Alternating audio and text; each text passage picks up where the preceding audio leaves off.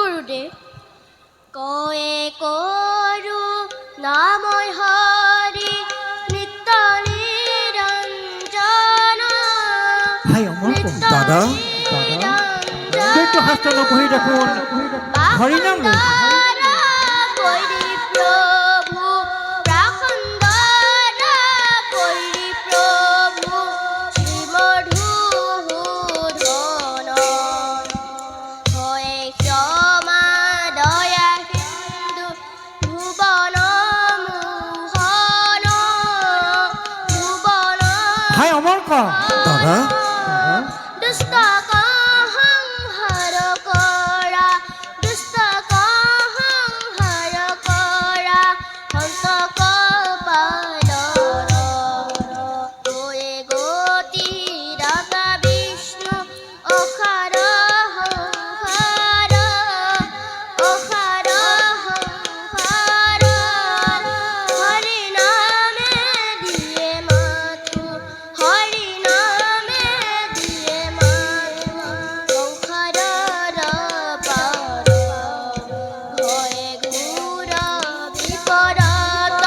বিষ্ণুৱে সেহাৰ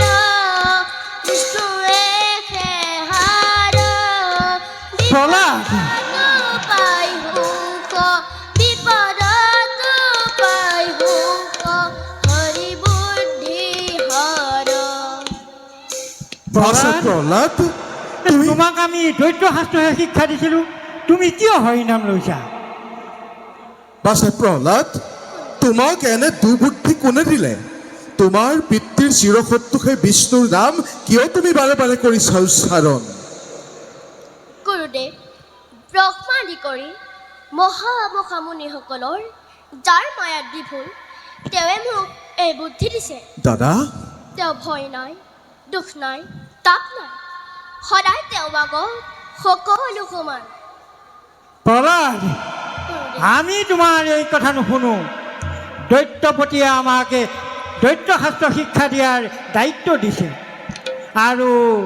দৈত্যপতি তোমাৰ পিতাৰ হৰি শত্ৰু গতিকে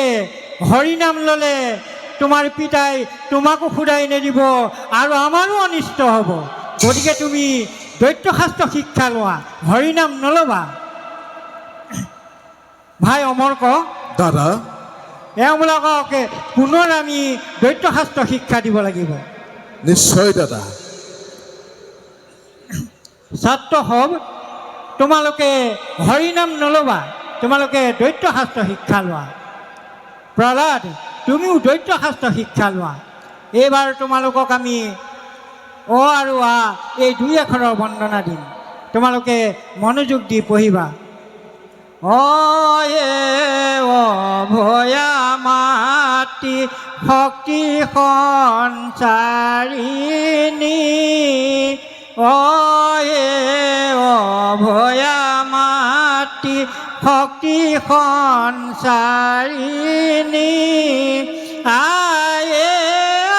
কুলপতি আয়ে কুলপতি শক্তি প্ৰদায়িনী তোমালোকে এই দুই আখৰকে মনোযোগ দি পঢ়া বাছাহঁত নিচেই তাকৰীয়া পাঠ তোমালোকে ভালদৰে আওৰাই থাকা আমি তোমালোকৰ পৰীক্ষা ল'মহি আমি এতিয়া নিৰ্দিষ্ট কামত যাম কিন্তু সাৱধান প্ৰহ্লাদ